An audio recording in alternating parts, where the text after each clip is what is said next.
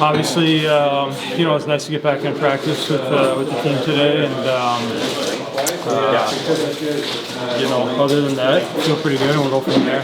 See how it is tomorrow, but I don't think there's any real, decision on when I'm back or anything like that. How important was it to be able to go the whole practice? Yeah. I mean, I think the last, 4 or 5 days, I felt like I was.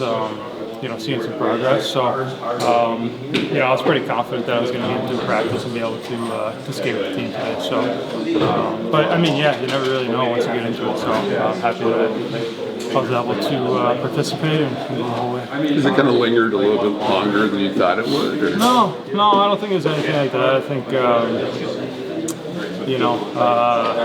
it just kind of, the injury was what it was, it's just like, sometimes you need some time, so, maybe originally it was, especially right after it happened, we didn't think it was as bad as maybe, the next day, and, after that it was just kind of seeing where the symptoms were and where I was at, so, the team's played 14 games and I only played in 5. It's never fun to miss that much, but I'm happy that I've taken the time and seen the progress. What type of work were you able to put in while the team was? A lot of skating the past, couple weeks, working out, different things like that. It kind of felt like a couple weeks of, summer training, to be honest with you. So, get back into action. I think my conditioning should be there and shouldn't drop off too much. How frustrating is the timing? I mean, you start off the season, play a few games, but then you have to miss quite a few games. Yeah, it's brutal. I mean, you look forward to, starting the season, kind of getting through the summer, getting through training camp, the games come, and all of a sudden 5 days in, you're missing some time. So, not a great feeling, but that's what it goes with me. Just how encouraged are you by the way the team started? First 4 games, Yeah, for sure.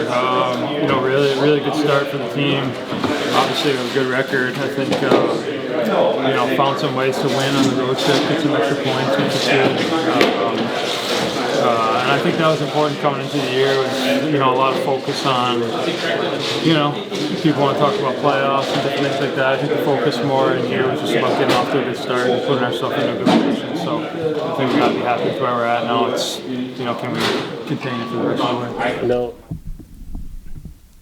Todd, we saw Patrick Kane obviously get through a practice with you guys today. What's his status and when do you expect him to be available?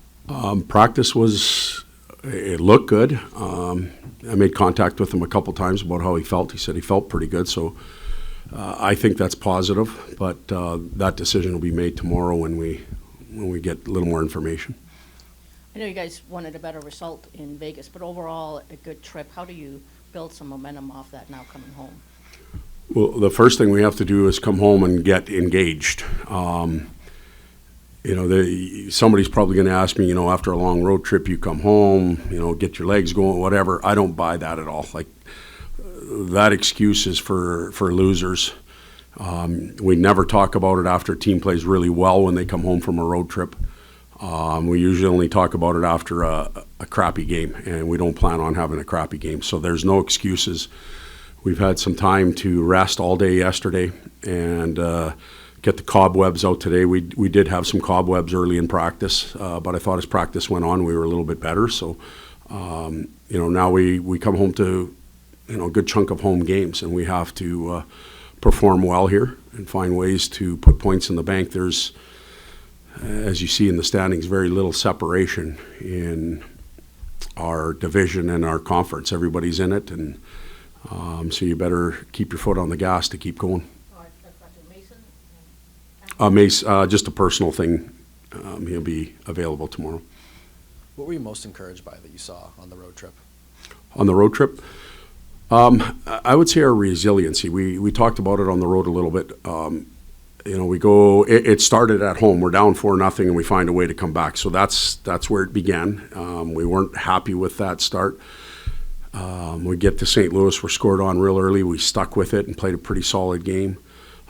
We go to Los Angeles. We play a solid game, and they get 2 quick ones at the end, and it would have been easy to be happy with a point. But we were resilient enough to overcome the call in overtime and get playing again. Bounce back after a game in Anaheim where we didn't play as well. So the resiliency, the mental drive for the group ended in Vegas. As I said, I've been on teams before where sometimes that Game 5 or Game 6 of a road trip is, if it goes your way, great. If it doesn't, then you're done and you're getting home. It's just that demanding, and that wasn't the case with us again. We, right to the last minute, we left what we had out there. It wasn't enough, but at least we had it. And then it looked like Sandin Pellikka was getting some looks on the flank for that power play unit. Is that something you guys are considering for tomorrow? There's a chance that he could be there. That's what practice is for, to try and find out different, different looks, different combinations or pairs. We think he has a good shot. We think we can shoot more on the power play. One of the biggest areas of concern coming into the season was the penalty kill. Right now, it's ranked 5th overall in the NHL in terms of efficiency. What are you doing differently, and how encouraging is it to not see such a vast improvement? Well, it starts with goaltending. They have to make the expected save, and then on the penalty kill, the goaltenders have to make the unexpected saves, and we've been getting some of that. We've made some changes with our structure, our approach, the way we roll some players out, and it was just a clean sheet. We paid starting sheet, I guess, at the beginning of the year. You start all over. We paid attention to it, and we got off to a good start. So all those things lend to a bit more confidence. There's a long way to go, and we'd like to maintain that position and that standing, that number if we can, but it takes a lot of work. Hey, Todd, what are you missing right now with Kane not available? What have we been missing? What have you been missing, and what are you missing without him? One, he's Patrick Kane. 2, he's very competitive. 3, he handles the puck well and sees things. He's got the ability to play fast or slow.